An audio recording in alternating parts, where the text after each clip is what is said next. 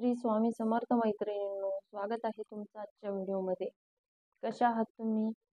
अनंत कोटी ब्रह्मांड नायक राजाधिराज योगीराज श्री स्वामी समर्थ महाराजांना वंदन करून आपण आजच्या व्हिडिओला सुरुवात करणार आहोत. तर आजच्या व्हिडिओचा विषय आहे की श्रावण महिना. आता गेल्या काही व्हिडिओमध्ये आपण श्रावण महिना, चातुर्मास यामध्ये करायच्या ज्या सेवा आहेत त्या बघत आहोत. कोणते पारायण करायचे, कोणते व्रत करायचे, कारण श्रावण महिना हा अतिशय पवित्र महिना आहे आणि भगवान शंकराला तो आपण प्रसन्न करून घेऊ शकतो. आपण म्हणतो की भोळा महादेव आहे, थोडी जरी सेवा केली तरी ती आपल्याला प्रसन्न होतात आणि इच्छित आपली जी इच्छा आहे ती पूर्ण करतात. मग या श्रावण महिन्यामध्ये केलेली सेवा तर त्वरितच पूर्ण होते. म्हणून आपण या श्रावण महिन्यामध्ये ज्यांना जमेल त्यांनी जमेल तितकी सेवा नक्की करा. गुरु माऊली ही आपल्या रोजच्या हितगुजमध्ये सांगत आहे की आपल्याकडून ज्या ज्या सेवा होईल त्या शक्य करा, त्या सेवा करा. आणि ज्यांना जमत नसेल त्यांनी काम करता करता महामृत्युंजय मंत्र, ओम नमः शिवाय, श्री शिवाय नमस्तुभ्यम हे जे मंत्र आहेत भगवान शंकराची, या मंत्राचा तरी किमान जप करा. तर आज आपण बघणार आहोत की काही जे उपाय आहे बेलपत्राचे, ते उपाय करून आपण आपल्या ज्या समस्या आहेत, आपल्या ज्या अडचणी आहेत, आता कुणाला संतान प्राप्ती हवी असते, कुणाचं लग्न जमत नाही, कुणाचे मुलं अभ्यास व्यवस्थित करत नाही, कुणाची इच्छा खूप दिवसापासून इच्छा आहे परंतु खूप प्रयत्न केले पण ती इच्छा पूर्ण होत नाही. त्याचप्रमाणे कुणावर सारखे एखाद्याच्या घरावर सारखे संकट येत असतात, कुणाच्या घरामध्ये पैशाचा प्रॉब्लेम असतो. आता पैशाचा प्रॉब्लेम तर कंपल्सरी सगळ्यांना असतो. भगवान कुबेराला जरी विचारलं तरी तेही नाही म्हणणार नाही, परंतु तरीही प्रत्येकाला आपल्या आयुष्यामध्ये सुख सोयी, आयुष्य आराम, गाडी बंगला सर्व पाहिजे असतात. तर प्रत्येकाच्या मानसिकतेनुसार आपल्याला आपल्या इच्छा असतात. तर असेच काही प्रभावी उपाय जे बेलपत्राचे आहेत ते मी आज आपल्यासाठी घेऊन आले आहे. तर पहिला उपाय आहे संतान प्राप्तीसाठी. आता ज्यांना मुलं होत नाही त्यांनी काय करायचं आहे, 5 बेलाची पानं घ्यायची आहे. आता बेलाची पानं कशी घ्यायची आहे, 3 पानाचं एक पान आपल्या सर्वांना माहीत आहे, ते किडलेलं नसावं, व्यवस्थित पान असावं. 5 बेलपत्र आपल्याला घ्यायचे आहेत आणि हे बेलपत्र आपण भगवान शंकराच्या मंदिरात जाता. आता प्रत्येक उपाय करण्यासाठी आपल्याला भगवान शंकराच्या मंदिरात म्हणजे महादेवाच्या मंदिरातच जायचं आहे. हा उपाय आपल्याला महादेवाच्या मंदिरात करायचा आहे. तर हा उपाय करण्यासाठी आपल्याला सोमवार लागेल. तर तुम्ही 5 सोमवार करा, 7 करा, 11 करा. तुम्हाला जितके सोमवार शक्य आहे तितके सोमवार तुम्ही हा उपाय करू शकता, किंवा तुमची इच्छा पूर्ण होईपर्यंत तुम्ही हा उपाय कंटिन्यू करत राहिला तर अतिशय उत्तम होईल. तर हा उपाय सुरू करण्यासाठी ज्या सोमवारी, आता श्रावण महिन्यात तुम्ही सुरू करू शकता आणि श्रावण महिना संपला तरी ती उपाय तुम्ही कंटिन्यू करू शकता. तर आपल्याला पहिल्या सोमवारी संकल्प करून हा उपाय करायचा आहे संतान प्राप्तीसाठी. आणि पुढचे जे उपाय सांगणार आहे ते सर्व उपाय आपल्याला संकल्प करूनच करायचे आहे. मंदिरात गेल्यानंतर अगोदर संकल्प करायचा आहे आणि मगच आपल्याला ही सेवा करायची आहे. तर काय करायचं आहे, 5 बेलपत्र न्यायचे आहे. मंदिरात गेल्यानंतर पिंडीला पाण्याने अभिषेक करायचा आहे. पंचामृत नेला असेल तर पंचामृताने अभिषेक करा, भस्म लावा आणि पंचामृताने अभिषेक केल्यानंतर पुन्हा स्वच्छ पाण्याने अभिषेक करा. पिंड स्वच्छ करून घ्या, भस्म लावा आणि फूल नेला असेल तर फूल अर्पण करा. अक्षदा, ज्याची शिवमूठ असेल त्या शिवमूठ मुगाची असो, तांदळाची असो, जी असेल ती अर्पण करा. सर्व पूजा झाल्यानंतर 5 बेलपत्र जे आहे एका वाटीमध्ये आपल्याला दूध न्यायचं आहे आणि दूध नेल्यानंतर हे जे 5 बेलपत्र आहे हे दुधामध्ये बुडवून आपल्याला भगवान शंकराच्या पिंडीवर अर्पण करायचं आहे. आणि ते बेलपत्र अर्पण करत करत आपल्याला आपली इच्छा बोलायची आहे.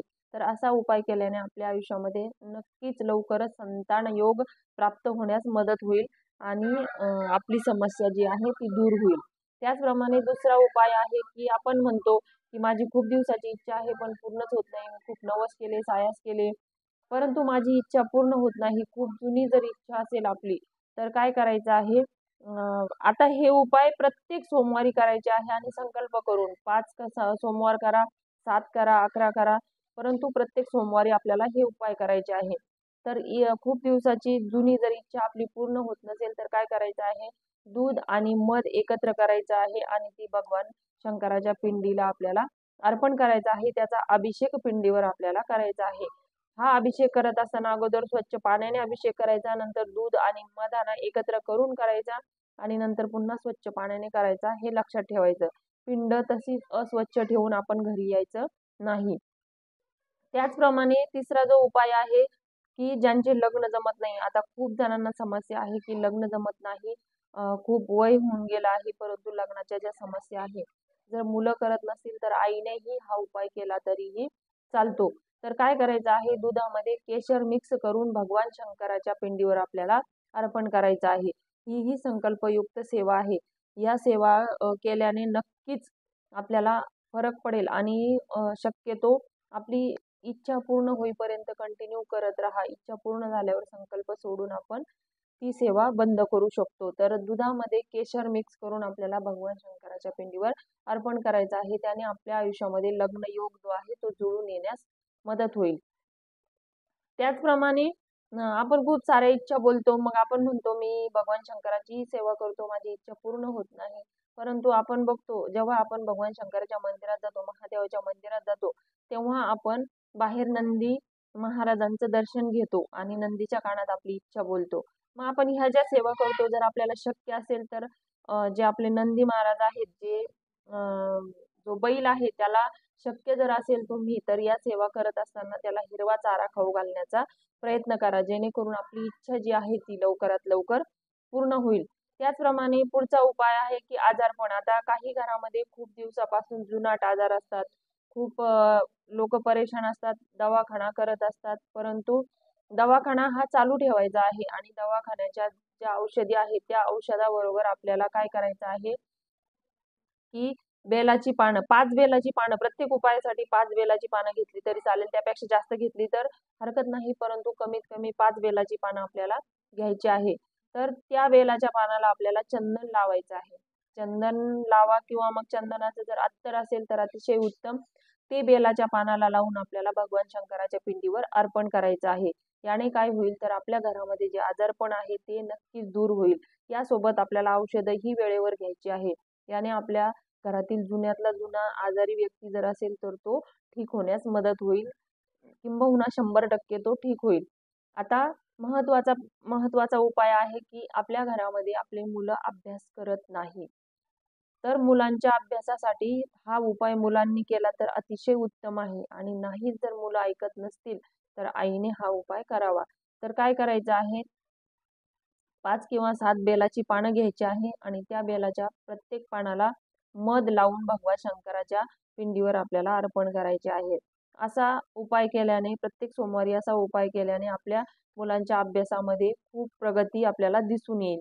त्याचप्रमाणे आपण म्हणतो काही घरामध्ये खूप संकट येतात. बघा तुम्ही, एखादं घर असतं की सारखं काही ना काही चालू असतं. हे झालं की ते झालं की ते, परेशान असतात सर्व.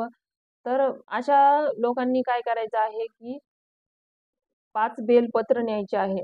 5 बेलपत्र नेल्यानंतर एक बेलपत्र आपल्याला नंदी महाराजांना अर्पण करायचं आहे.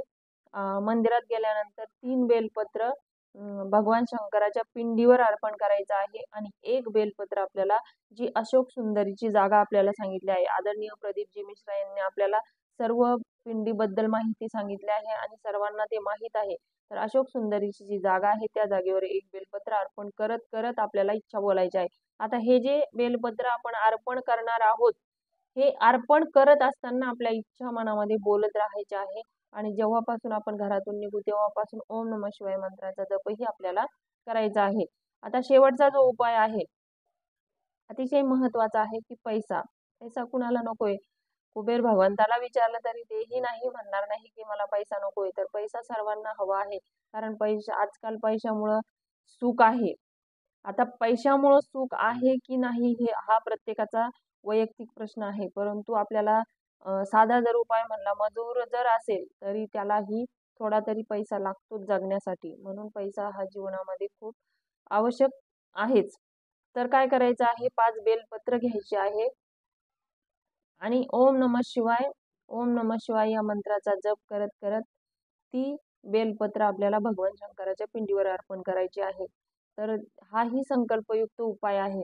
आता ही 5 बेलपत्र आपण भगवान शंकराच्या पिंडीवर अर्पण केली तर अर्पण केल्यानंतर आपली पूर्ण पूजा झाल्यानंतर जेव्हा आपल्याला घरी यायचं आहे, जेव्हा आपण घरी येऊ तेव्हा आपण अर्पण केलेल्या 5 बेलपत्रापैकी 2 बेलपत्र आपल्याला सोबत घरी आणायचे आहे.